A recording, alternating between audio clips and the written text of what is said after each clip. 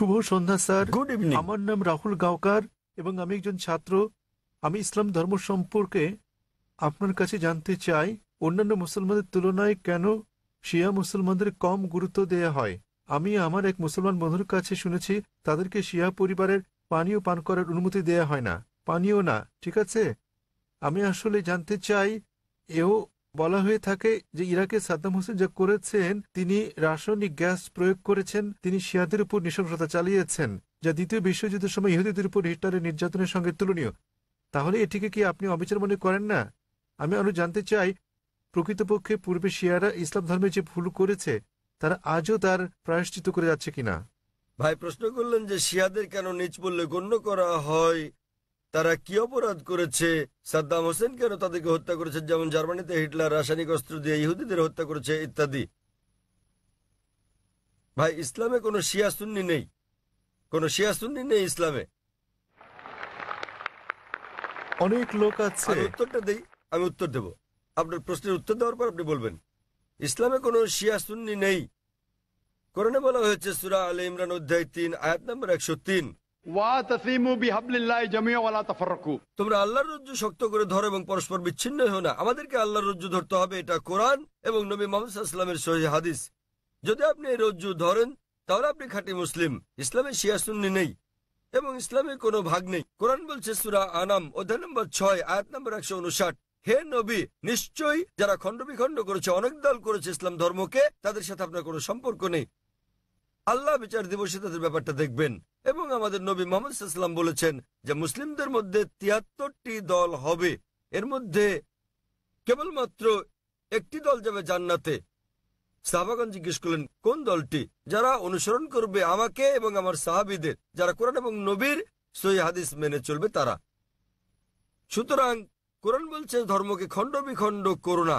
আমাদের নবী বলেন, এমনকি কোরআনে বলা হয়েছে কিছু লোক থাকবে তারা দল সৃষ্টি করবে। কতটা?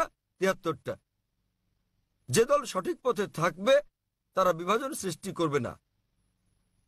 সুতরাং যে কেউ নিজেকে মুসলিম ছাড়া অন্য কিছু বললেও শব্দটি হবে মুসলিম। মুসলিম মানে যে নিজের ইচ্ছাকে আল্লাহর কাছে সমর্পণ করেছে। নবী কি ছিলেন? তিনি শিয়া ছিলেন না সুন্নি ছিলেন? তিনি কি ছিলেন? তিনি ছিলেন মুসলিম। এবং এর আগে আমি বোনকে যে জবাব দিয়েছি তাতে ছিল সূরা আলে ইমরান অধ্যায় 3 আয়াত নম্বর 64, বলা হয়েছে সাক্ষী থাকো যে আমরা মুসলিম। বিচার করার জন্য আপনি কি করবেন মুসলিমরা ঠিক না ভুল পথে চলছে? আপনি দেখবেন কোরআন। মোহাম্মদ, জাকির, সুলতান, আব্দুল্লাহ, যে কোনো নাম হোক, কোনো সমস্যা নেই। নিজেকে পরীক্ষা করতে বলেন, যদি সে কোরআন এবং নবীর নির্ভরযোগ্য বাণী বুখারী, মুসলিম ইত্যাদি অনুসরণ করে তাহলে সে খাঁটি মুসলিম। যদি সে নবীর প্রকৃত শিক্ষার বাইরে যায়, বুখারী, মুসলিম এবং অন্যান্য সহিহ হাদিসের বাইরে যায় এবং কোরআনের বিপক্ষে যায়, তাহলে সে প্রকৃত মুসলিম নয়। প্রকৃত মুসলিম হচ্ছে সে যে মেনে চলে কোরআন এবং নবী মুহাম্মদ সাল্লাল্লাহু আলাইহি সাল্লামের যথাযথ শিক্ষা। সুতরাং এটা জানার পর নিজেকে সে যাই বলুন না কেন, যদি না মেনে চলেন কোরআন এবং নবীর সব শিক্ষা হাদিস, তাহলে সে প্রকৃত মুসলিম নয়। আপনার প্রশ্নের দ্বিতীয় অংশ, সাদ্দাম হোসেন। প্রশ্নের মধ্যে সাদ্দাম হোসেন নেই? আছে প্রশ্নের মধ্যে। হ্যাঁ, সাদ্দাম হোসেন। সাদ্দাম হোসেন শিয়াদের হত্যা করেন।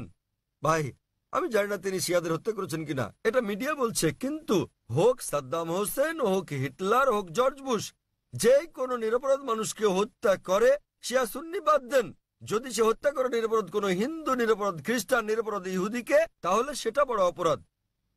হোক না কেন সাদ্দাম হোসেন, হোক জর্জ বুশ, হোক না হিটলার, যে কোনো নিরপরাধ মানুষকে হত্যা করে, হোক সে মুসলিম বা অমুসলিম, হোক না কোনো হিন্দু বা খ্রিস্টান কিংবা ইহুদি, যদি কেউ কোনো নিরপরাধ মানুষকে হত্যা করে, সেটা হচ্ছে একটা পাপ কাজ, এটা নিষিদ্ধ। কারো সাফাই করতে আমি এখানে আসিনি। তাতে হোক তার নাম জর্জ বুশ, হিটলার, সুলতান, আব্দুল্লাহ, টম, ডিক, হ্যারি বা যে কেউ, যে কোনো নির্দোষ মানুষকে হত্যা করা সবার জন্য নিষিদ্ধ। আশা করি উত্তরটা পেয়েছেন। স্যার, তার মানে আপনি বলতে চান আমাদের শিয়া সুন্নি কিংবা বহুরি মুসলিমে বিশ্বাস করা উচিত? আমি তা বলছি না। কোরআন কোন শিয়া সুন্নি নেই কোরআনে। কোরআনে কোনো বহুরি নেই। অনেক মসজিদ আছে, অনেক মসজিদ। তাহলে আপনি তাদেরকে বলেন, তাদের জিজ্ঞেস করেন শিয়া কথাটা কোথায় আছে কোরআনে, তাকে জিজ্ঞেস করেন বহুরি কোথায় আছে কোরআনে। স্যার এটা আমার কলেজ বান্দ্রায় স্যার আমি অধ্যয়ন করছি। সুতরাং তারা মেনে চলছে না। আপনাকে যা করতে হবে তা হচ্ছে তাদের জিজ্ঞেস করেন তারা কি মুহাম্মদ সাল্লাল্লাহু আলাইহি সাল্লামের শিক্ষা অনুসরণ করে চলছে, তারা কি আল্লাহ সুবহানাহু ওয়া তাআলার শিক্ষা অনুসরণ করছে। আল্লাহ কোরআনে বলেছেন সূরা আনাম অধ্যায় নম্বর 6 আয়াত নম্বর 159, যারা সৃষ্টি করেছে বিভক্তি ইসলাম ধর্মে তাদেরকে আপনার কিছু করার নেই। ইসলাম ধর্মে বিভক্তি সৃষ্টি করা এটা হচ্ছে হারাম। তো ভালো মুসলমান হতে হলে আপনাকে আল্লাহর রজ্জু শক্ত করে ধরতে হবে, এটা বলা আছে কোরআনে। সুতরাং কাউকে আব্দুল্লাহ, সুলতান এরকম নামে ডাকলেই সে জান্নাতে যেতে পারবে না, বরং সেজন্য স্রষ্টা সর্বশক্তিমান আল্লাহর নির্দেশ পালন এবং নবী মুহাম্মদ সাল্লাল্লাহু আলাইহি সাল্লামের শিক্ষা অনুসরণ করতে হবে। ভাই, আপনাকে একটা প্রশ্ন করি, একটা প্রশ্ন। আপনি শিয়া সুন্নি নিয়ে খুবই উদ্বিগ্ন, জানতে চাচ্ছি সেটা কেন? স্যার অনেক কিছু আমার বন্ধুরা। না না, আপনি কি ইসলাম কবুল করতে চান? তারপরে কোন দলে যাবেন ভাবছেন? স্যার আমি মানে আমি আপনাকে জিজ্ঞেস করছি, জি আপনি কি ইসলাম কবুল করতে চান আর ভাবছেন শিয়া না সুন্নিতে যোগ দেবেন? তাই স্যার না, না, আমি ইসলাম কবুল করতে চাচ্ছেন না। স্যার এখানে অনেক ধর্ম আছে, ইসলাম ধর্মের অনেক ভাগ আছে। কোনো বিভক্তি নেই ইসলামে। ইসলামে কেবল একটি শব্দ আছে, মুসলিম। আপনাকে যে যাই বলুক, হ্যাঁ হ্যাঁ, আপনাকে তারা বলেনি যে কোরআন বলেছে। আমি আপনাকে রেফারেন্স দিচ্ছি। লোকটি আমাকে বলেছে তিনি সুন্নি, তিনি আমাকে বলেন তাকে সুন্নি হতে দিন, শিয়া হতে দিন, বহরি হতে দিন, যে কোনোটা। তাকে বলুন কোরআন বলছে বিভক্তি সৃষ্টি করো না। অধ্যায় নম্বর 6 লিখে রাখুন আপনি, এর অর্থ। অধ্যায় নম্বর 6। স্যার এর অর্থ এগুলো সব হতাশাজনক। তিনি কোরআন মেনে চলছেন না। কোরআন বলছে সূরা আনাম অধ্যায় 6 আয়াত নম্বর 159, আপনি নোট করে রাখুন যে ডক্টর জাকির নায়েক বলেছেন সূরা আনাম অধ্যায় 6 আয়াত 159 আছে বিভক্তি সৃষ্টি করো না তোমরা। আপনাকে যা করতে হবে, নিজেকে ঈশ্বরের কাছে সমর্পণ করতে হবে আপনার। এখন আমি জানতে চাই, আপনি কি নিজেকে ঈশ্বরের কাছে সমর্পণ করতে চান? ভাই, হ্যাঁ নিজেকে ঈশ্বরের কাছে সমর্পণ করতে চান আপনি? স্যার আমি ইসলামকে শ্রদ্ধা করি, আমি না না, ইসলামে ঠিক বিশ্বাস আছে, করি। আপনি ইসলামকে শ্রদ্ধা করেন, আপনি কি এক ঈশ্বরে বিশ্বাস করেন? হ্যাঁ এক ঈশ্বরে বিশ্বাস করেন আপনি? হ্যাঁ, জি স্যার আমি ঈশ্বরে বিশ্বাস মূর্তি করি। পূজা করা ঠিক নয়? হ্যাঁ হ্যাঁ, আপনি কি বিশ্বাস করেন ঈশ্বরের কোনো প্রতিমা নেই? ঈশ্বরের কোনো প্রতিমা নেই। আপনি কি তা বিশ্বাস করেন? আমি জানি না স্যার। আপনি কি প্রতিমা পূজায় বিশ্বাসী? হ্যাঁ হ্যাঁ, আপনি কি প্রতিমা পূজায় বিশ্বাস করেন? কি বললেন? প্রতিমা পূজা ঠিক না ভুল? মানে ঈশ্বর? না, আপনি কি বিশ্বাস করেন প্রতিমা পূজা করা ঠিক না ভুল? হ্যাঁ এটা ঠিক না ভুল এটি ঠিক স্যার। প্রতিমা পূজা করা? কিন্তু এটা তো বেদের বিপরীত। আপনাদের বেদ বলছে তোমরা এক ঈশ্বর ছাড়া কারো উপাসনা করবে না। এটা উল্লেখ আছে আপনাদের যজুর্বেদে অধ্যায় 32 অনুচ্ছেদ 3, শ্বেতাশ্বেতার উপনিষদ অধ্যায় 4 অনুচ্ছেদ 19। न तस्य प्रतिमा अस्ति। মহান ঈশ্বরের কোনো পুতুল নেই, কোনো আকৃতি নেই, কোনো ফটোগ্রাফ নেই, কোনো ছবি নেই, কোনো প্রতিমা নেই, কোনো ভাস্কর্য নেই, কোনো মূর্তি নেই। আমি আপনাকে জিজ্ঞেস করছি, যখন আপনাদের বেদ বলছে ঈশ্বরের কোনো আকৃতি নেই, কোনো মূর্তি নেই, কোনো প্রতিমা নেই, এরপরও কি আপনি প্রতিমা পূজা বিশ্বাস করেন? জি স্যার। শিয়া সুন্নি বাদ দেন, আপনাকে জিজ্ঞেস করছি আপনি কি বেদ মানেন? স্যার অনুসরণ করছেন কি না? ধর্ম মানেন কি না? স্যার কারণ আমি এই ধর্মের স্যার। ঠিক, তাই আমি বলছি যে এটা আমার ভুল নয় স্যার, আমি এই এই ধর্মের মধ্যে ধর্মের জন্ম মধ্যে নিয়েছি বড় স্যার। হলেও আমি জিজ্ঞেস করছি যে অধ্যয়ন করা আপনার কর্তব্য কি না। সে কারণে আপনার বেদ, আমি এই বিষয়টি অনুসন্ধান তাই আমি করছি। আপনাকে বলছি ভাই, আপনাদের ধর্মগ্রন্থ বেদে আছে, যজুর্বেদ অধ্যায় 32 অনুচ্ছেদ 3, শ্বেতাশ্বেতার উপনিষদ অধ্যায় 4 অনুচ্ছেদ 19। এটা বলছে, न तस्य प्रतिमा अस्ति। এটা একটা সংস্কৃত উদ্ধৃতি। এর মানে সর্বশক্তিমান ঈশ্বরের কোনো প্রতিমা নেই, কোনো আকৃতি নেই, কোনো আলোকচিত্র নেই, কোনো ছবি নেই, কোনো ভাস্কর্য নেই, কোনো প্রতিমূর্তি নেই, কোনো পুতুল নেই। যদি আপনার ধর্মগ্রন্থ বলে সর্বশক্তিমান ঈশ্বরের প্রতিমা নেই, তাহলে কি প্রতিমা পূজা করা ঠিক না ভুল? ঠিক না ভুল? ঠিক বেঠিক ঠিক করার মতো এত বড় ব্যক্তি আমি নই স্যার। না না, আপনার ধর্মগ্রন্থ বলছে ঈশ্বরের কোনো আকৃতি নেই, কোনো প্রতিমা নেই, কোনো মূর্তি নেই, কোনো ছবি নেই, তথাপি ঈশ্বরের মূর্তি করা ঠিক না ভুল? কেন আমার পূর্ববর্তী ব্যক্তিগণ মানে আমার পূর্বসূরীরা কেন এই কাজ করেছে স্যার? স্যার আমি তাদের দোষ দিতে জি? পারি না। আমার আমার পূর্বসূরীরা, আমার পূর্বে হিন্দু ধর্মের লোকের এটা করেছে স্যার। স্যার আমি তাদের দোষ দিতে আমি পারি না। হিন্দুদের প্রশ্ন করছি না, আমি আপনাকে জিজ্ঞেস করছি আপনার ধর্মগ্রন্থ, আপনার ধর্মের সবচেয়ে গ্রহণযোগ্য গ্রন্থ কোনটি? আপনি জানেন না? কি আপনি স্যার? কি জানেন আপনার ধর্মের সর্বশ্রেষ্ঠ গ্রন্থ কোনটি? স্যার এটা মানে হচ্ছে বেদ। হ্যাঁ তাহলে আপনি দেখেন আমার ভিডিও ক্যাসেট ইসলাম ও হিন্দু ধর্মের সাদৃশ্য সমূহ। আমি অনুরোধ করছি ভলান্টিয়ারদের তাকে একটা ইসলাম ও হিন্দু ধর্মের সাদৃশ্য নামে ডিভিডি দেওয়ার জন্য। আপনার কোনো প্রশ্ন থাকলে আমার সঙ্গে সাক্ষাৎ করতে পারেন, ইনশাল্লাহ আপনার সন্দেহ দূর হবে। আর আমি আপনাকে অনুরোধ করব এটা পড়ুন, বুঝুন এবং সঠিক শান্তি খুঁজে নিন। স্যার শেষ কথা আমি আপনাকে জিজ্ঞেস করতে চাই স্যার, মানে আমাদেরকে এসব বিশ্বাস করলে হবে না যে ইসলামে অনেক বিভক্তি আছে যেমন শিয়া সুন্নি, এগুলো আমাদের বিশ্বাস করা উচিত নয়, আমাদের কেবল কোরআনে বিশ্বাস করা উচিত। কোরআন এবং নবীর সহিহ হাদিস ব্যাস। যে কোনো আলেম যায় বলুন, কোরআন বলছে সূরা নিসা অধ্যায় 4 আয়াত নম্বর 59, अतिउल्लाह अतिउर रसूल। আল্লাহ ও তার রাসূলকে মানো এবং অতঃপর তোমাদের মধ্যে যারা আদেশ দানের কর্তৃত্বপ্রাপ্ত, যাদেরকে এই কাজের দায়িত্ব দেওয়া হয়েছে তাদের, অর্থাৎ আপনাকে আল্লাহ এবং সর্বশক্তিমান ঈশ্বর, তার রাসূল এবং জ্ঞানী ব্যক্তিদের মান্য করতে হবে। কিন্তু আয়াতটা এখানেই শেষ হয়নি। আরো বলা হয়েছে যদি তারা কোনো বিষয়ে একমত হতে না পারে তো আল্লাহ তার রাসূলের উপর ছেড়ে দাও। যদি কেউ আপনাকে কিছু বলে আপনি তা কোরআন এবং সহিহ হাদিস দিয়ে যাচাই করুন সেটা ঠিক না ভুল। এ কারণে যে কোনো আলেম যাই বলুক না কেন তার কোনো মূল্য নেই ইসলামে। স্যার সেখানে আমাদের বিষয় হচ্ছে আল্লাহ সর্বশক্তিমান ঈশ্বর ও তার বার্তাবাহক। কোন আলেম কিছু বললে তা যদি কোরআন এবং সহিহ হাদিসের সঙ্গে মিলে তো আমরা গ্রহণ করি, আর যদি কোরআন হাদিসের বিপরীতে হয় তা প্রত্যাখ্যান করি। স্যার কোন ব্যক্তি নিজেকে মুসলিম বলে দাবি করলে আপনি তাকে বলবেন कुल हाथु बुरहानकुम প্রমাণ দাও इन कुंतुम सादिकिन। যদি সত্যবাদী হও। সে কারণেই যখন আমি প্রশ্নের উত্তর দেই আমি কোরআন এবং সহিহ হাদিসের রেফারেন্স দেই। যা আমি বলছি, যা ডক্টর জাকির নায়েক বলছেন তা কিছুই নয় ইসলামে, কোনোই মূল্য নেই তার। আমি যা বলি ইসলামে তার মূল্য হচ্ছে শূন্য। যা কোরআন বলছে, সর্বশক্তিমান ঈশ্বর বলছেন, যা আমাদের প্রিয় নবী মুহাম্মদ সাল্লাল্লাহু সাল্লাম বলছেন তা মূল্যবান। তাই আমি যা দিচ্ছি তা হচ্ছে রেফারেন্স। যারা জানেন না আমি তাদের রেফারেন্স দিচ্ছি। আমার উত্তরের ভিত্তি কোরআনের বিভিন্ন আয়াতের শিক্ষা, আমার জবাবের ভিত্তি নবীর বাণী, সহিহ বুখারী খণ্ড নাম্বার ইত্যাদি প্রমাণ হিসেবে। সুতরাং তারা যা বলেন তার মূল্য আছে, আমি যা বলি মূল্য নেই। আশা করি উত্তরটা পেয়েছেন। আমরা পুরুষদের সারির মাঝের দিকের মাইক থেকে পরবর্তী প্রশ্নটি নেব। সকলকে শুভ সন্ধ্যা এবং শুভ সন্ধ্যা ডক্টর নায়েক। আজ আমি এক মানুষ কথা বলছি মানবতার পক্ষে। এখানে ডক্টর নায়েক রয়েছেন। আমরা আপনার নাম জানতে পারি দয়া করে? আমি চিরাগ, এবং দয়া করে আমার ধর্ম জিজ্ঞাসা করবেন না। ডক্টর নায়েক, আপনি সম্ভবত মুসলিম পরিবারে জন্মগ্রহণ করেছেন, তাই আপনি মুসলমান, তাই আপনি সেটাই অনুমোদন করছেন। যদি আপনি হিন্দু পরিবারে জন্ম নিতেন তাহলে আজ আপনার হিন্দু ধর্ম হতে পারত। এক্ষেত্রে আমি মনে করি চরম জাতি কেন্দ্রিকতা থেকে আপনি ভাবছেন আপনার ধর্ম, সংস্কৃতি, বিশ্বাস ও ধারণা শ্রেষ্ঠ। তাই আপনি বলছেন যে শিখ অথবা আর্য সমাজ বা যে ধর্মেই প্রতিমা পূজা পরিত্যাগ করার কথা বলা হয়েছে সেটি আপনি সমর্থন করেছেন। আমার মতে একই জায়গায় ঘুরপাক না খেয়ে মানবতার ব্যাপক ধর্ম নিয়ে আমাদের আলোচনা করা উচিত। কোনো মন্তব্য কিংবা যুক্তি? ভাই স্যার, খুব সুন্দর একটা প্রশ্ন করেছেন। তিনি বলেছেন মুসলিম পরিবারে জন্ম নেওয়ার কারণে আমি ইসলাম ধর্ম অনুমোদন করছি। হতে পারতো আমি যদি হিন্দু পরিবারে জন্ম নিতাম তাহলে হিন্দু ধর্মই পছন্দ করতাম আমি, এবং আমি শিখ ধর্ম ও আর্য সমাজকে সমর্থন করি কারণ আমার দৃষ্টিভঙ্গির সঙ্গে তাদের মিল আছে এবং এর আশেপাশে আমি বিচরণ করছি। বরং আমার আরো বৃহৎ পরিসরে কথা বলা উচিত ছিল। খুব ভালো প্রশ্ন। হ্যাঁ ভাই, আমি আপনার সাথে একমত। 19 বছর বয়স পর্যন্ত আমি মুসলমান ছিলাম কারণ আমার পিতা মুসলমান ছিলেন।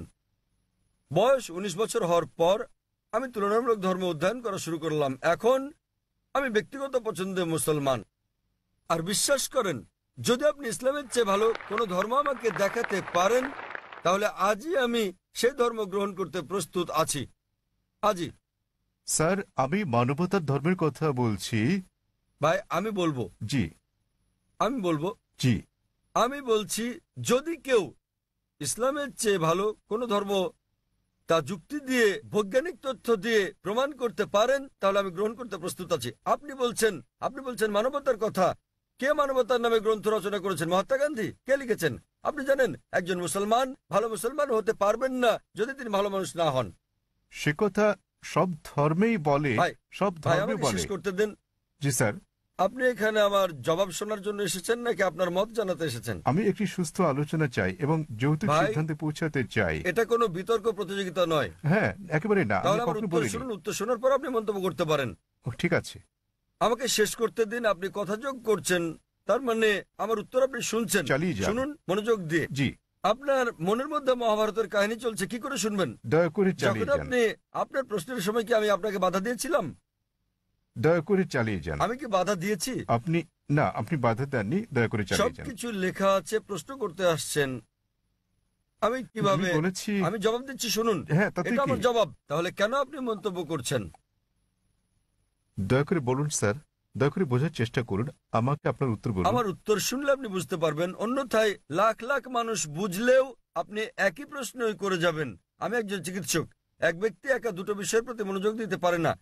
উত্তর শুনুন, উত্তর দেওয়া হলে আর সমস্যা থাকবে না। তাহলে আপনাকে বুঝতে হবে আপনি মানবতার কথা বলছেন। আপনি প্রথমেই বলেছেন আমার ধর্ম জানতে চাইবেন না, পরে আপনি বলছেন আমি মানবতার পক্ষে। সর্বপ্রথম আপনি আপনার দৃষ্টিভঙ্গি শনাক্ত করতে লজ্জিত, তারপর আপনি মানবতার কথা বলছেন। আমি আপনার কাছে জানতে চাই মানবতা নামের বইটি কে লিখেছেন? এরকম কোনো বই আছে কি? মানবতার কোনো দিক নির্দেশনা আছে? আমি আপনাকে বলছি ভালো মানুষ না হয়ে একজন মুসলমান ভালো মুসলমান হতেই পারে না। সব ধর্ম বলে না। আমি বলার জন্য দুঃখিত যে আপনি অন্যান্য ধর্মগ্রন্থ অধ্যয়ন করেননি। আমি আপনাকে বলতে পারি, আমি উদ্ধৃতি দিতে পারি বেদ থেকে, অন্য হিন্দু ধর্মগ্রন্থ থেকে, বাইবেল থেকে উদ্ধৃতি দিতে পারি যেগুলো মানবতার বিরুদ্ধে যায়। আমি অন্য ধর্মের সমালোচনা করতে আসিনি। যদি আপনি কোনো ধর্ম অধ্যয়ন করে না থাকেন তাহলে দয়া করে এমন কিছু বলবেন না যে ব্যাপারে আপনার জ্ঞান নেই। কোরআনে বলা হয়েছে ফাসআলু আহলে যিকরি ইন কুনতুম লা তা'লামুন। সূরা নাহল অধ্যায় 16 আয়াত নম্বর 43, সূরা আম্বিয়া অধ্যায় 21 আয়াত নম্বর 7। আপনি তুলনামূলক ধর্ম বিষয়ের ছাত্র নন, তাই না জেনে কোনো মন্তব্য করবেন না।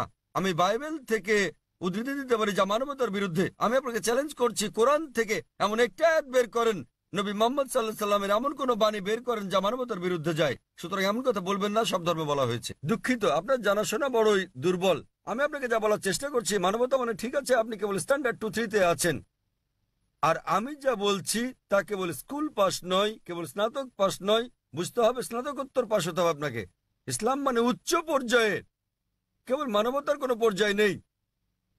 ভালো মানুষ না হলে কোনো মুসলমান ভালো মুসলমান হতে পারবে না। আমি আপনাকে চ্যালেঞ্জ করছি ইসলামের এমন একটা দিক আপনি বলতে পারেন যা মানবতার বিরুদ্ধে যায়। যৌক্তিক পটভূমি, যৌক্তিক কারণ আপনার জানা না থাকতে পারে ইসলাম কেন এমন অনুশাসন জারি করলো, আর আপনি ভাবতে পারেন সেটা মানবতার বিরুদ্ধে। ঠিক যেমন আপনারা বলেন ডাক্তার আমাকে ইঞ্জেকশন দিচ্ছে, ইঞ্জেকশনে যন্ত্রণা দিচ্ছে, ওই ইঞ্জেকশন তো আপনার ভালোর জন্য। আপনারা বলেন ডাক্তার আমার পেট কেটে ফেলেছেন, তিনি তো পেট কেটেছেন আপনাকে জীবন বাঁচানোর জন্য। সুতরাং ডাক্তার যা জানেন আপনি তা জানেন না। যদি আমার জন্য দুটো পছন্দ থাকে, স্ট্যান্ডার্ড 2 কিংবা 3 পাস করা অথবা স্নাতকোত্তর কোর্স করা, সেক্ষেত্রে আমি স্নাতকোত্তর কোর্সই করব। কেন মাত্র স্ট্যান্ডার্ড 2-3? মানবতা ভালো, কিন্তু ইসলাম তার চেয়ে অনেক বেশি ভালো। আপনার প্রশ্নের ব্যাপারে বলতে গেলে আমি মুসলিম পরিবারে জন্ম নিয়েছি বলে আমি ইসলামকে অনুমোদন করছি। আমি আপনাকে বলছি, আপনাকে চ্যালেঞ্জ করছি, যদি কেউ আমাকে প্রমাণ দিতে পারে অন্য যে কোনো ধর্ম, আমি প্রধান ধর্মগুলোর বেশিরভাগই অধ্যয়ন করেছি এবং আমার মনে হয় ইসলাম সবচেয়ে যুক্তিগ্রাহ্য, মানুষের সবচেয়ে সেরা ধর্ম মানবতার। এটাই একমাত্র ধর্ম যাতে মানবতার জন্য সমাধান রয়েছে। আল্লাহ বলেন সূরা আলী ইমরান অধ্যায় নম্বর 3 আয়াত নম্বর 19, ইন্নাদ দীনা ইনদাল্লাহিল ইসলাম। সর্বশক্তিমান ঈশ্বরের কাছে একমাত্র গ্রহণযোগ্য ধর্ম ইসলাম। আর আপনার জানার জন্য বলছি, আপনার যুক্তি অত্যন্ত নাজুক। আপনি কি জানেন আমাদের 30 জনেরও বেশি আলেমের মধ্যে যারা বিশ্বের বিভিন্ন দেশের নাগরিক, তাদের 10 জনেরও বেশি মুসলিম পরিবারে জন্মগ্রহণ করেননি? আপনি কি তা জানেন? আমি এটা উত্তর জানতে চাই আপনার কাছে, আপনি কি জানেন এই মঞ্চে বক্তৃতা দানকারী 30 জনের মধ্যে 10 জনেরও বেশি মুসলিম হিসেবে জন্মগ্রহণ করেননি? আপনি জানেন? হ্যাঁ, আমি হতে পারে আমি বলছি। আপনাকে জিজ্ঞেস করছি আপনি কি তা জানেন? না, আমি হ্যাঁ তা অথবা জানি না না। বলেন। তাহলে আপনার পুরো যুক্তি তো অসার। বিশ্বের বিভিন্ন দেশের 30 জন বক্তার মধ্যে 10 জনের বেশি আমেরিকান, 4-5 জন কানাডার, কয়েকজন ইউকের, মালয়েশিয়ার আছেন, সৌদি আরবের, সংযুক্ত আরব আমিরাতের, সোমালিয়ার এবং সুদানের বক্তা রয়েছেন, এবং এদের মধ্যে 10 জনেরও বেশির জন্ম অমুসলিম পরিবারে। তারা বেড়ে ওঠার পর কেউ কিশোর বয়সে গ্রহণ করেছেন ইসলাম, কেউ 20-এর কোঠায় গ্রহণ করেছেন ইসলাম, কেউ বা 30-এর কোঠায় গ্রহণ করেছেন, আর আল্লাহ তাদের হেদায়েত দান করেন, তারা নিজেদের পছন্দে মুসলিম হয়েছেন। সুতরাং আপনার যুক্তি মুসলিম পরিবারে জন্মগ্রহণের কারণে আমি ইসলাম পছন্দ করি, এসব লোক জন্মগ্রহণ করেননি মুসলিম পরিবারে, তারা খ্রিস্টান পরিবারে জন্মেছেন, তারা অমুসলিম পরিবারে জন্ম নিয়েছেন, তারা ইসলাম পছন্দ করেছেন। কেন? কারণ তারা অধ্যয়ন করেছেন, তারা অন্যান্য ধর্ম অধ্যয়ন করেছেন এবং বুঝতে পেরেছেন ইসলাম জীবনের শ্রেষ্ঠ পন্থা। আমি আপনাকে অনুরোধ করছি আপনি মানবতা সম্পর্কে পড়েন, ইসলাম সম্পর্কে জানেন এবং বের করতে চেষ্টা করেন ইসলামের কোন বিষয়টা মানবতার বিরুদ্ধে যায়। তাহলে আপনি জানতে পারবেন সবচেয়ে ভালো ধর্ম। আমি আপনার ধর্ম সম্পর্কে জিজ্ঞেস করছি না, আমি আপনাকে সর্বোত্তম ধর্মটা গ্রহণ করতে বলছি। এবং জীবনের সর্বোত্তম পথ, মানবতার একমাত্র সমাধান হচ্ছে ইসলাম। ধন্যবাদ। হ্যাঁ বোন, পেছনের দিকে। আসসালামু আলাইকুম। আমার দুটি প্রশ্ন আছে। প্রথমটি হচ্ছে, মুসলমান মেয়েরা ইসলাম ধর্ম অনুসরণ করে কেন অমুসলিমদের বিয়ে করতে পারে না? আমার আরো একটি প্রশ্ন আছে। ইসলামে এটা সিদ্ধ যে একজন পুরুষ 4 বার বিয়ে করতে পারেন। দ্বিতীয় বিয়ের ক্ষেত্রে প্রথম স্ত্রীকে কি জানাতে হয়, নাকি না জানিয়েই দ্বিতীয় বিয়ে করা যায়? বোন দুটো প্রশ্ন করলেন, তিনি প্রশ্ন করলেন, প্রথম প্রশ্নটা হচ্ছে তার জানা মতে ইসলামে এটা আবশ্যক যে দ্বিতীয় স্ত্রী গ্রহণের আগে প্রথম স্ত্রীর অনুমতি নিতে হয়। এবং তার প্রথম প্রশ্নটা হচ্ছে যে ইসলামে কেন একজন পুরুষ অমুসলিম কোনো মেয়েকে বিয়ে করতে পারে না। আপনার প্রথম প্রশ্ন দুঃখিত, অনুযায়ী প্রশ্নটি এরকম যে মুসলিম পরিবারে জন্মগ্রহণকারী একটি মেয়ে কোনো অমুসলিমকে বিয়ে করে ইসলাম ধর্ম অনুসরণ করতে পারে কিনা। মুসলিম পরিবারে জন্মগ্রহণকারী কোনো মেয়ে কেন অমুসলিম পুরুষদের বিয়ে করে ইসলাম ধর্ম অনুসরণ করতে পারে না? কারণটা হচ্ছে এটা আমাদের স্রষ্টা আল্লাহ সুবহানাহু ওয়া তাআলার নির্দেশের বিপরীত। আল্লাহ বলেছেন পবিত্র কোরআনে সূরা বাকারা অধ্যায় নম্বর 2 আয়াত নম্বর 221 যে তোমরা মুশরিককে বিয়ে করো না যতক্ষণ না সে ঈমান আনে, মূর্তি পূজারীকে বিয়ে করো না, অবিশ্বাসীকে বিয়ে করো না যতক্ষণ না সে ঈমান আনে। এমনকি যারা ঈমান এনেছে তারা যদি কৃতদাস হয়, যারা ঈমান আনেনি তাদের চেয়ে ওই ঈমানদার অনেক অনেক ভালো। যদিও ওই মুশরিক মানুষ, ওই অমুসলিম তোমাদের মুগ্ধ করে, তবুও এমনকি যদি সে বিশ্বের সেরা সুন্দর পুরুষ হয়, সবচেয়ে ধনী ব্যক্তি হয়, আর সে যদি অমুসলিম হয় তার চেয়ে একজন মুসলিম পুরুষ, সে কালো কুৎসিত কৃতদাস হলেও অনেক অনেক বেশি ভালো। একইভাবে তার বলা হয়েছে যে একজন পুরুষ কোনো নারী ঈমান না আনা পর্যন্ত তাকে বিয়ে করবে না। একজন মুসলিম নারী যদি কৃতদাস হয় তবুও সে ওই মোহনীয় অমুসলিম নারী অপেক্ষা অনেক ভালো। আর যৌক্তিক কারণটা হচ্ছে বোন যে কোনো গাড়ি বা কোনো বাহনের একটি চাকা যদি হয় বাইসাইকেলের আর অপর চাকাটি হয় ট্রাকের, তাহলে কি সেটা চলবে? স্বাভাবিক যে চলবে না। 4টি চাকার সবকটি সমান হতে হবে। এবং আপনি আরো জানতে চেয়েছেন অমুসলিমকে বিয়ে করে মুসলিম মেয়ে কি ভালো মুসলিম হতে পারবে? কারণটা হচ্ছে যে ইসলাম ধর্মে আমরা চাই আমাদের স্বামী কিংবা স্ত্রী, আমাদের জীবন সঙ্গীরা তারাও জান্নাতে যাক। এখন স্ত্রী জান্নাতে যাওয়ার পথ খুঁজে পেল, স্বর্গে যাওয়ার পথ খুঁজে পেল, এবং সে ইসলাম ধর্ম অনুসরণ করে জান্নাত পেল। তাকে অনুসরণ করতে হবে কোরআন এবং সহিহ হাদিস। এখন ভাবুন তো, যখন স্ত্রী জানতে পারলো যে সে জান্নাতে যাচ্ছে এবং তার স্বামী যিনি প্রতিমা পূজা করছেন, যিনি ইসলাম ধর্ম বিশ্বাস করেন না, তিনি যাচ্ছেন দোজখে। পরকালের জীবনের তুলনায় বোন এই জীবন খুবই ছোট জীবন। এই জীবনে বোন আপনি হয়তো স্বামীর সঙ্গে 20 বছর, 30 বছর, 40 বছর, 50 বছর কাটাবেন, 60 বছর। পরকালের জীবন হলো অনন্ত জীবন। তাহলে সেই মহিলা তো স্বার্থপর। একজন ভালো মুসলিম বা ভালো মুসলিমা, একজন ভালো মুসলমান পুরুষ কিংবা নারী চাইবেন তার জীবন সঙ্গী, তার স্বামী কিংবা স্ত্রীও জান্নাতে যাক। সুতরাং এটাই কারণ, এজন্যই স্বামী এবং স্ত্রী দুজনেরই মুসলমান হওয়া জরুরি। আপনার দ্বিতীয় প্রশ্নের ব্যাপারে বলি, মুসলিম পুরুষের দ্বিতীয় স্ত্রী গ্রহণের আগে প্রথম স্ত্রীর অনুমতি নেয়ার বাধ্যবাধকতা আছে কি না? নিকাহনামায় উল্লেখ না থাকলে এটা আবশ্যকীয় নয়। যদি নিকাহনামায় উল্লেখ থাকে, বিয়ের চুক্তিতে উল্লেখ থাকে, যদি স্ত্রী বলে থাকেন যে আমি জীবিত থাকা পর্যন্ত তুমি দ্বিতীয় স্ত্রী গ্রহণ করবে না, তখন এটা আবশ্যকীয়। যদি নিকাহনামায় না থাকে এটা, তাহলে আবশ্যকীয় নয়। তবে অন্তত তাকে অবহিত করতে হবে। কেন? দ্বিতীয় স্ত্রী গ্রহণের নিয়মের এটা একটা অংশ বলতে পারেন। কোরআনে বলা হয়েছে সূরা নিসা অধ্যায় 4 আয়াত নম্বর 3, তোমাদের পছন্দের নারীদের বিয়ে করো 2, 3 বা 4 জনকে, তবে সুবিচার করতে না পারলে একজনকে। তাহলে একাধিক বিয়ের ক্ষেত্রে অন্যতম একটা দিক হচ্ছে স্ত্রীদের মধ্যে সুবিচার করতে হবে।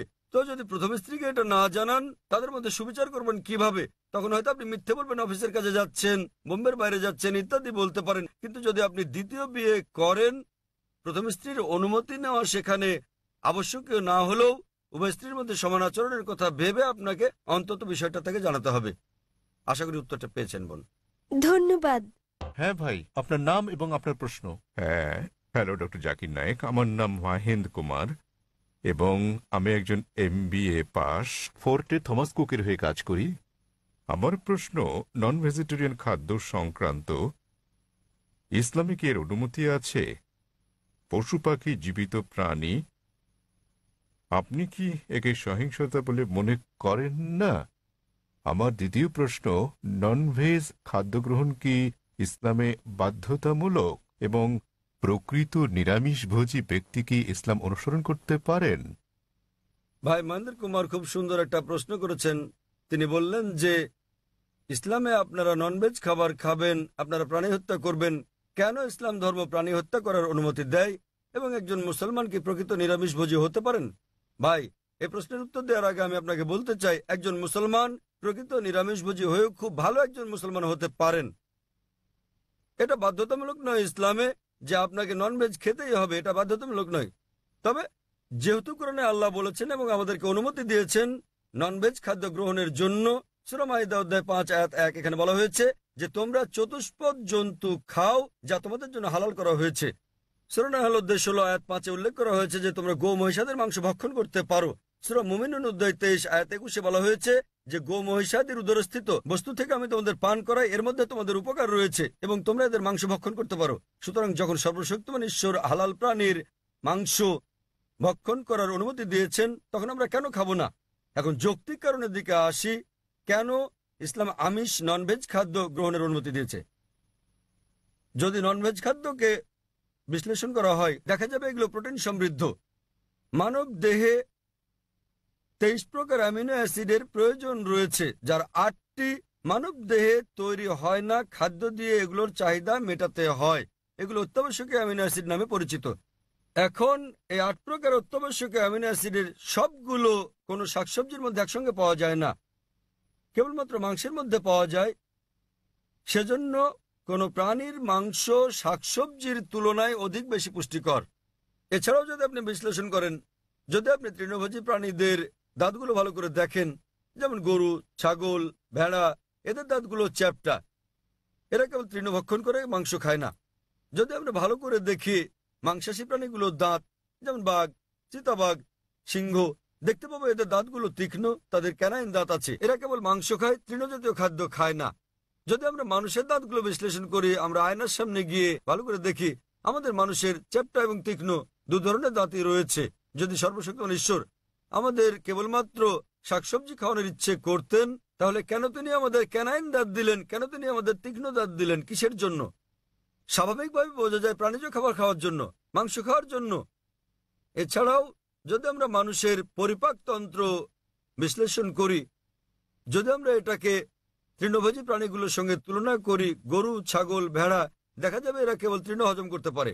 মাংসাশী প্রাণী বাঘ, চিতাবাঘ, সিংহ, এদের পরিপাকতন্ত্র কেবল মাংসজাতীয় খাদ্য হজম করতে পারে, তারা তৃণ হজম করতে পারে না। মানুষের পরিপাকতন্ত্র দুটোই হজম করতে পারে। মানুষের আছে ক্ষুদ্রান্ত, বৃহদান্ত্র। এটা শাকসবজি হজম করতে পারে, মাংস হজম করতে পারে, দুটোই হজম করতে পারে।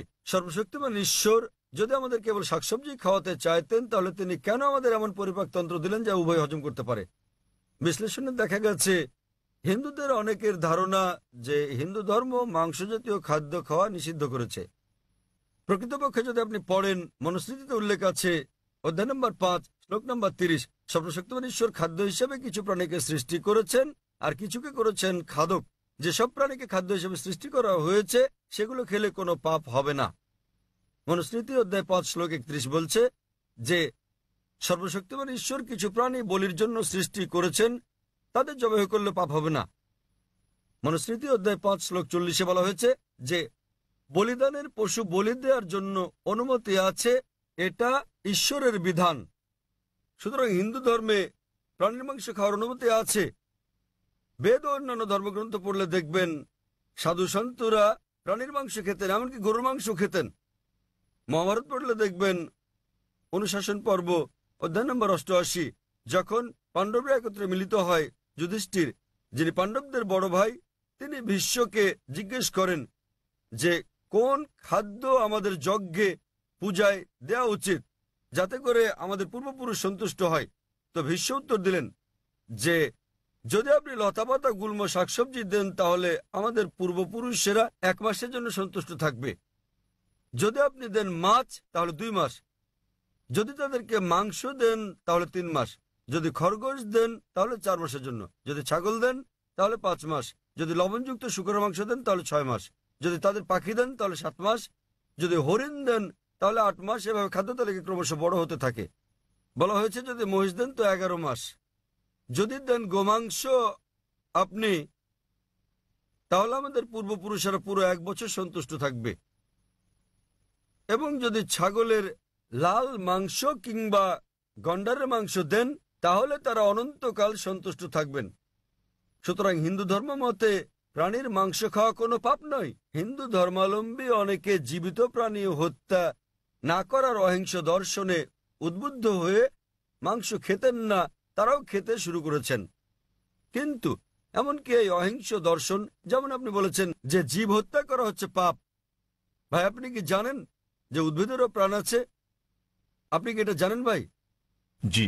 তাহলে জীব হত্যা যে পাপ আপনি বলেন, সেক্ষেত্রে উদ্ভিদ লতাপাতা ইত্যাদি হত্যা পাপ, তাহলে কেন আপনি সেগুলো খাবেন? একমত। একমত, খুব ভালো। এছাড়াও এমন কিছু লোক আছে যারা বলে, ঠিক আছে ভাই জাকির, আমি একমত যে উদ্ভিদেরও প্রাণ আছে, কিন্তু তারা তো ব্যথা অনুভব করে না, তাই উদ্ভিদ হত্যা করা জীবজন্তু হত্যা করার চেয়ে কম পাপ।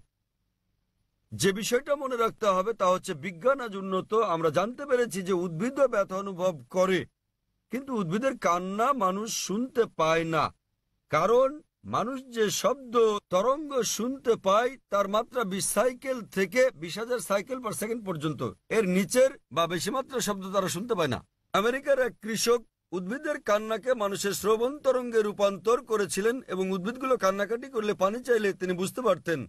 আরেক ব্যক্তি এসে আমাকে যুক্তি দিয়ে বললেন, ভাই জাকির, আমি আপনার সঙ্গে একমত যে উদ্ভিদের প্রাণ আছে এবং তারা ব্যথা অনুভব করে, তবে উদ্ভিদের দুটো ইন্দ্রিয় কম আছে প্রাণীদের ইন্দ্রিয় সংখ্যার তুলনায়, সুতরাং উদ্ভিদ হত্যা করা প্রাণী হত্যা করার চেয়ে অনেক কম পাপ। আমি আপনাকে জিজ্ঞেস করি ভাই, মনে করেন আপনার ভাই, আপনার বড় ভাই, তিনি জন্ম থেকেই বধির ও বোবা।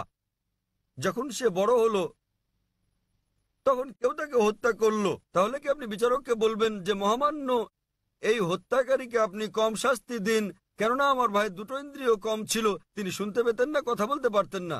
আপনি কি কথা বলবেন? বরং আপনি বলবেন খুনিকে দ্বিগুণ শাস্তি দেওয়া হোক, কারণ আমার ভাই কানে শুনতেন না, বলতে পারতেন না, তিনি মাসুম ছিলেন, নির্দোষ ছিলেন তিনি। তাই ইসলামে দুটো বা তিনটি ইন্দ্রিয়ের কোনো প্রশ্ন নেই। কোরআনে বলা হয়েছে সূরা বাকারা অধ্যায় 2 আয়াত 168, যেসব হালাল বস্তু দেওয়া হয়েছে সেগুলো খাও, যে সকল খাদ্য হালাল সেগুলো তোমাদের জন্য পবিত্র, সেগুলো খেতে পারো। এত সত্ত্বেও ব্যক্তিগতভাবে আমার কোনো সমস্যা নেই যদি অমুসলিমরা প্রাণীর মাংস না খায়, আমার কোনো সমস্যা নেই। কেবল তারা যখন বলে পশু পাখির মাংস খাওয়া পাপ, এক ধরনের অপরাধ, শুধু তখনই আমি জবাবটা দিই। অন্যথায় ভারতের অমুসলিমরা যদি পশু পাখির মাংস না খায় সেটা আমার জন্য ভালো। যদি ভারতের সকল অমুসলিমরা মাংস খেতে শুরু করে তাহলে খাসি গরুর মাংসের দামটা বেড়ে যাবে, তখন আমার মাংস খাওয়ার খরচটাও বেড়ে যাবে। তাই ব্যক্তিগতভাবে আমার কোনো সমস্যা নেই। আশা করি ভাই আপনি উত্তরে সন্তুষ্ট হয়েছেন। হ্যাঁ, নিশ্চয়ই স্যার। সুতরাং এখন আপনি চাইলে একজন ভালো নিরামিষভোজী হতে পারেন, আবার চাইলে আমিষভোজীও হতে পারেন। মাংস খেলে আপনি আরো সুস্বাস্থ্যের অধিকারী হবেন, আপনি খেতে পারেন। তবে আপনি প্রকৃত নিরামিষভোজী হতে চাইলে তাতেও কোনো পাপ নেই। আশা করি উত্তরটা পেয়েছেন ভাই। হ্যাঁ বোন, আপনার প্রশ্ন। স্যার, আমি ডক্টর কল্পনা। আমার প্রশ্ন, ইসলাম আত্মীয়ের মধ্যে বিবাহ সমর্থন করে কি না? আপনি জানেন চিকিৎসা বিজ্ঞানে অনেক জন্মগত অস্বাভাবিকতার কারণ হচ্ছে স্বগোত্রে বিবাহ, অর্থাৎ আত্মীয়ের মধ্যে বিবাহ। বোন প্রশ্ন করলেন যে ইসলাম কি স্বগোত্রে বিয়ে, নিকটাত্মীয়দের মধ্যে বিয়ের অনুমতি দেয়? জি। বিয়ে সংক্রান্ত ব্যাপারে বলতে গেলে আল্লাহ বলেছেন কোরআনে সূরা নিসা অধ্যায় নম্বর 4 আয়াত নম্বর 22 থেকে 25 যে যে সকল বিয়ে নিষিদ্ধ, তাহলে আপনি বিয়ে করতে পারবেন না আপনার মাকে, আপনার মেয়েকে, আপনার মায়ের বোনকে, আপনার বাবার বোনকে এবং আপনার ঘনিষ্ঠ মাহারাম আত্মীয়দের। তবে আপন চাচাতো মামাতো বোন হলে পারবেন, কিন্তু ভাই বোন, পিতা কন্যা বিয়ের অনুমতি নেই। আপন চাচাতো মামাতো হলে অনুমতি আছে। আজ বিজ্ঞান আমাদের বলছে যদি আপন ভাই বোনে বিয়ে হয় সেক্ষেত্রে অস্বাভাবিকতার সম্ভাবনা অনেক বেশি থাকে, জন্মগত সমস্যা হতে পারে। সুতরাং সরাসরি ভাই বোন, পিতা কন্যা, মা আর ছেলে, পিতাপক্ষের চাচা, আপন চাচা, বাবার বোন ইত্যাদির মধ্যে বিয়ে হলে অস্বাভাবিকতার সম্ভাবনা খুবই বেশি থাকে। তাই ইসলাম এসব বিয়ে নিষেধ করেছে, কিন্তু আপন চাচাতো মামাতো হলে অনুমতি আছে। ইসলাম এটার অনুমতি দিয়েছে।